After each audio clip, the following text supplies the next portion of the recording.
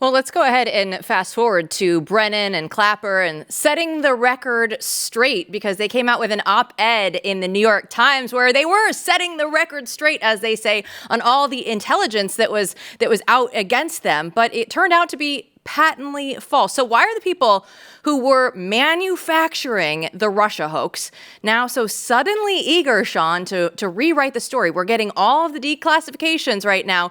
So now they're coming out and saying, oh, no. We're going to set the record straight.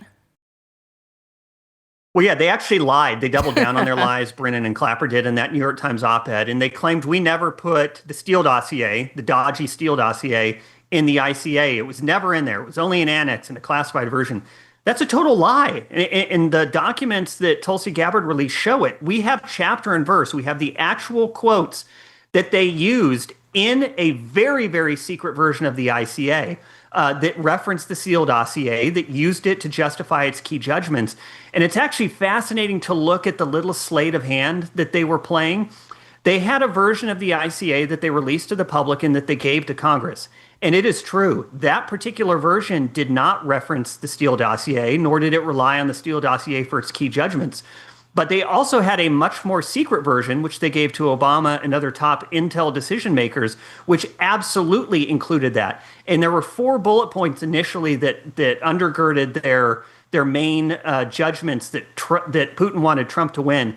They eliminated the 4th bullet in its footnote, which directly referenced the Steele dossier in that. And they removed that from the version they gave to Congress, so that when they go to Congress and they say, well, you have the version here in front of it, we never relied on it.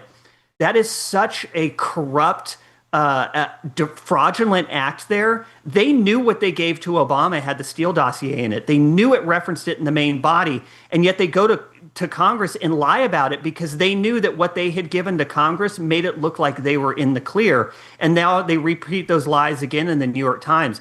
If that's not evidence of a corrupt, fraudulent conspiracy in an obviously guilty mind, I don't know what is.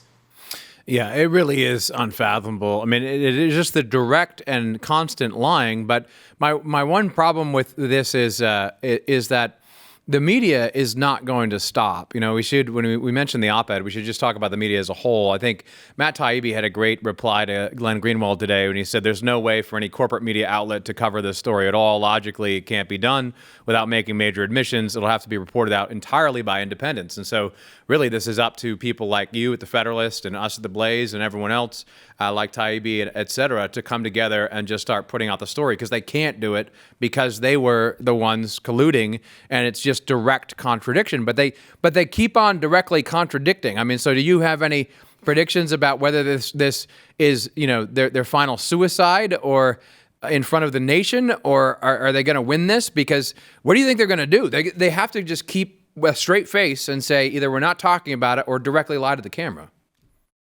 You're right. They only have 2 options. They can pretend it never happened and never covered it and hope it goes away, or they can lie about it. And you used a perfect word there to describe your role. You said media were colluding. They were not duped. They were not lied to. The corrupt corporate media were willing co-conspirators in this conspiracy to defraud the United States. And so, of course, they're not going to come clean. You know, they'd have to go give up all their amazing little journalism and Pulitzer Prizes for all the lies they fed. They would have to admit that they were co-conspirators. That is an extinction level event for the corrupt corporate media. And, you know, it's just fascinating to watch them handle it, because they really can only lie or pretend it didn't happen, which only continues to erode the credibility that they have in this country still. Well, I think it came out of the Revolver, but there was a headline of Brennan is still running the CIA. And I want to take you now, with that in mind, to a friend of the show, J. Michael Waller, put something out on X last night. He said, for the fun of it, let's ask if John Brennan had been a Russian agent to destroy America's constitutional republic and confidence in the intelligence community, what would he have done differently? That, I think, cuts right to the point of the entire narrative as a whole. Like, if you were out to do something bad and nefarious, would you have changed any step along the way, Sean? Yeah, it's a great point. And I think it's important to remember that Brennan was an avowed communist. This was a guy who was a member, I believe, of the Communist Party. He eventually disavowed it, pretended it was never real.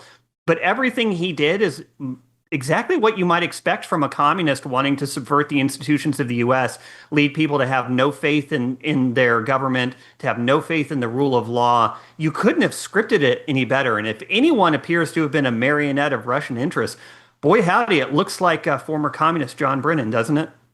Yeah, exactly. We should say Tulsi also echoed these sentiments about elements within the intelligence community. Let's take a look at that.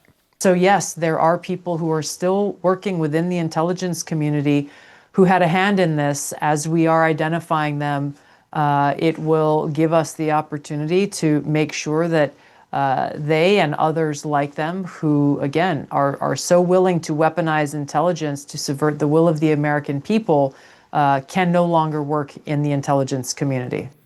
Now, Sean, you know this as well as anyone, and if you spend any time in Washington, D.C. with the good guys, supposedly, you recognize the paranoia that exists in that city for good reason, because she's almost being moderate in what she's talking about. And the Revolver article, it's got a wild headline. Brennan is still running the CIA, but it strikes me that there's a lot of truth to this, and it's an enormous part of the problem and why it's very, very difficult for people like Tulsi to operate. Yeah, there's a reason we call it the deep state or the permanent administrative state. We allegedly get a new government every 4 years, and you have the political people leave, and you would think they're the ones always controlling these agencies. But there are thousands and thousands of permanent bureaucrats who view the politicians who come in and out as just passing fads. They'll wither and fade away like the grass, but it's the permanent bureaucracy that'll be there forever. And it's the permanent bureaucracy that actually has the right to rule. It's basically noblesse oblige without the noblesse part of it.